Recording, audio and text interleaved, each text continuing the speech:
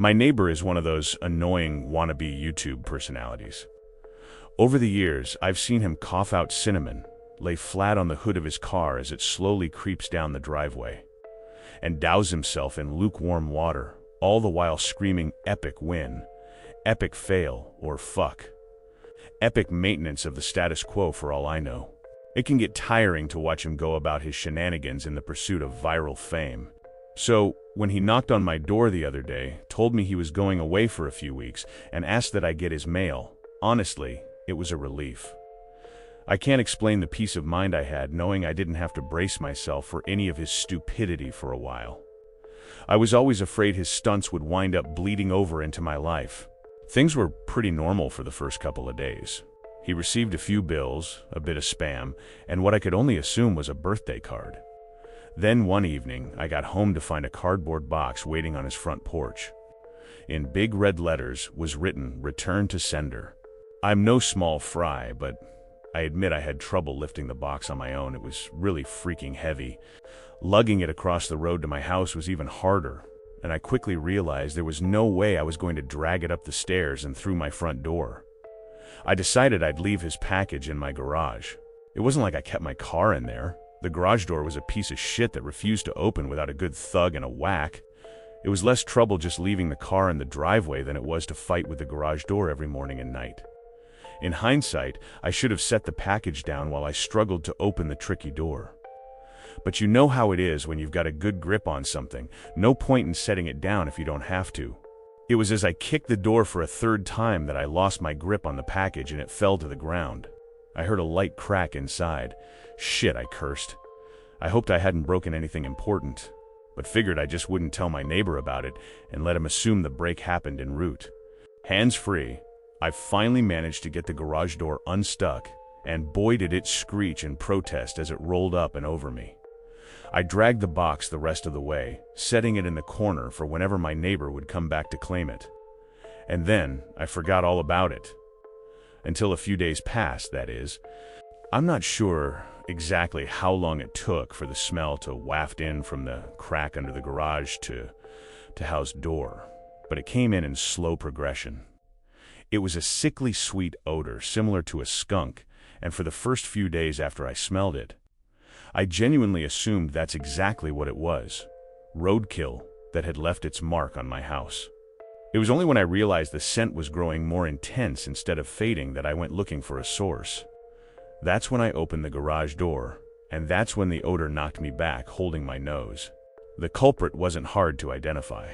The only change in my garage was the box in the corner. I remember thinking it must have been one of those Meta VNOV subscription boxes. The meat must have gone rancid from being left out of the fridge for so long. How much meat could have been in there for the box to have been so large and heavy? An entire freaking cow. I covered my nose as I approached the box, a pair of scissors in my hands. I probably wouldn't have needed them to open it, as it had become soggy enough at the bottom to poke through with a finger. But I wasn't about to poke my finger into spoiled meat juices. That soggy bottom was the reason I had to open the box in the first place. If I tried to drag it out whole, everything would spill onto the floor. I was going to have to dump the pieces of meat one garbage bag at a time, and take them down to the dumpster, a process I wasn't looking forward to. My scissors tore through the tape along the top of the cardboard box. I thought the smell couldn't get any worse, but as I flipped the flaps open, I discovered a whole new gamut of stink. It was like opening a burning oven, but instead of a heat wave, I was met with waves of piss, sweat, shit, and putrefaction. It was so bad that I staggered back and had to force down the puke begging to guzzle out of me. I don't think I could have handled that scent mingling with the horrors coming out of the box. I'm not ashamed to admit I ran out the door for a breath of fresh air. But in the short time I'd spent in the garage, the smell had become so ingrained in the fabric of my clothes that it clung to me like a shadow. Nothing I tried could keep the smell out of my nostrils. Not air fresheners, not a face mask, not 3 showers and a change of clothes. Every second that box lay open in my garage was another second the smell was allowed a foothold into my home. I had to bite the bullet. I returned to the garage, the flaps of the box still open as though inviting me to look. I was prepared, a clothespin pinning my nostrils shut, a garbage bag in one hand, the strongest cleaner I could find in the other. and long rubber gloves to keep my skin from having to touch what was inside. But, as it turns out, I needed none of those things. I wouldn't have to touch or clean the contents of that box. I would only have to suffer the nightmares every night. You see, there was meat in that box, but it didn't come from a cow or a pig. No, it was worse than that. It was my neighbor. Dead. Still in one piece, but dead. I called the cops, and, naturally, they took me in for interrogation. It's kind of hard not to suspect the man with a corpse in his garage, after all. Thankfully, they soon realized I wasn't involved. My DNA might have been all over that box, the smell might have left a mark throughout my house. But there was one piece of irrefutable evidence in my neighbor's own hands that proved my innocence. A vlogging camera. They showed me the footage only once. I'm not sure if they were allowed to, or if they felt so bad for me they figured it couldn't hurt. Either way, I saw it. My neighbor was sitting in the box outside of a shipping facility, laughing as he told the world how he was going to mail himself across state lines.